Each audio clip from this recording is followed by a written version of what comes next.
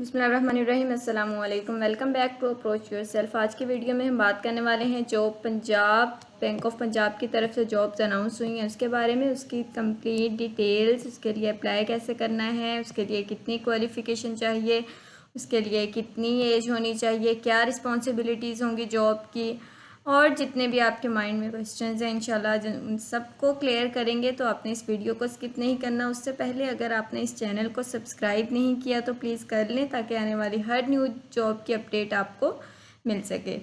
तो चलें आज के इस वीडियो की तरफ चलते हैं। सबसे पहले इसकी एडवर्टाइजमेंट देख लेते हैं। ये देख सकते हैं आप, इस वक्त बैंक ऑफ पंजाब कराची के लिए regional sales manager south hire कर रहा है। ये पोजीशन VP1 या VP ग्रेड की होगी, यानी कि काफ़ी सीनियर और हायर लेवल पोस्ट हैं।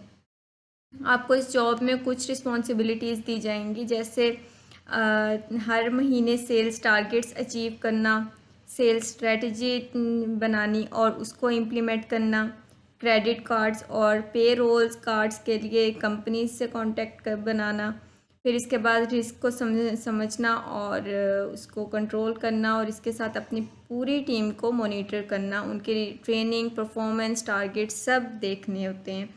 ठीक है, ये तो हो गई चलो इसकी रिस्पॉन्सिबिलिटीज़। अब मैं आपको इसके लिए बता देती हूँ इसके लिए जो क्वालिफ़िकेशन चाहिए और फर्दर इसका क्राइटेरिया देखें। इस जॉब के लिए आपके पास जो चीज़ें होनी चाहिए, सबसे पहले बैचलर्स आपका होना चाहिए HEC डिग्री से रिकॉग्नाइज्ड यूनिवर्सिटी से रिकॉग्नाइज्ड हो या किसी फॉरेन यूनिवर्सिटी से हो। इसके बाद कम से कम 4 साल का तजर्बा होना चाहिए, एक्सपीरियंस 4 इयर्स का हो बैंकिंग या नॉन बैंकिंग सेल्स में, कंज्यूमर प्रोडक्ट्स या क्रेडिट कार्ड्स के एरिए का जो एक्सपीरियंस हो तो और बेहतर होगा। फिर जो एज लिमिट है वो आपकी 55 इयर्स होनी चाहिए, यानी 55 साल तक होनी चाहिए, और एज ऑन जून 2025, 10 जून 2025।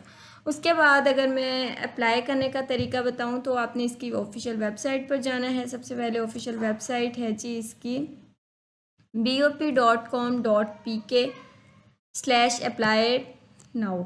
इसके ऊपर जब आप जाएंगे, यहाँ पर आने के बाद ये देख लें आपके पास ये ऐसे फॉर्म ओपन होगा। उसके बाद आपने इसके बारे ये सारा फॉर्म फिल करना होगा।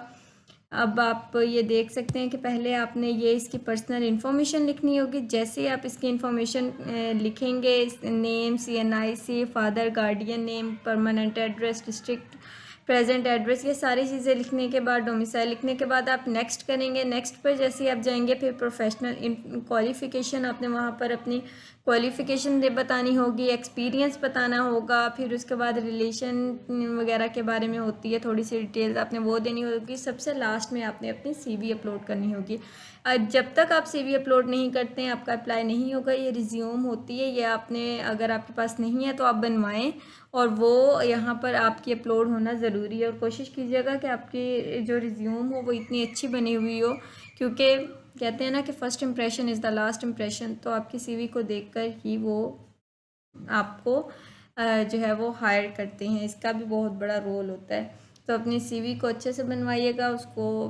तो ये थी इसके बारे में डिटेल्स। इसके बाद ये है कि अगर आप लोग इस क्राइटेरिया पर पूरा उतरते हैं तो ज़रूर अप्लाई कीजिएगा। बैंक के अंदर तो वैसे ही इतनी ज़्यादा सैलरी मिलती है, तो इट्स अ गोल्डन अपॉर्चुनिटी। और इसके लिए बैचलर्स आपका किसी भी सब्जेक्ट में हो, या कोई बाउंड नहीं है कि किसी स्पेसिफिक सब्जेक्ट में हो। नो, आपका किसी भी सब्जेक्ट में बैचलर्स है, इसके साथ 4 इयर्स का एक्सपीरियंस है, तो आप इसमें अप्लाई कर सकते हैं।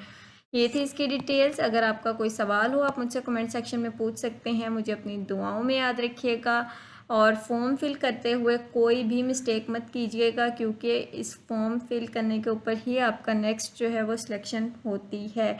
तो इसके अंदर कोई भी मिस्टेक नहीं होनी चाहिए, और ये बाद में एडिट भी नहीं होता है जब एक दफ़ा आपने सबमिट करवा दिया। ऑनलाइन ही इसका अप्लाई होगा, कहीं जाने की ज़रूरत नहीं है। घर बैठकर आप इसकी वेबसाइट पर जाएं और इसके लिए ऑनलाइन अप्लाई करें। Wish you all the best. मुझे अपनी दुआओं में याद रखिएगा। अल्लाह हाफिज़।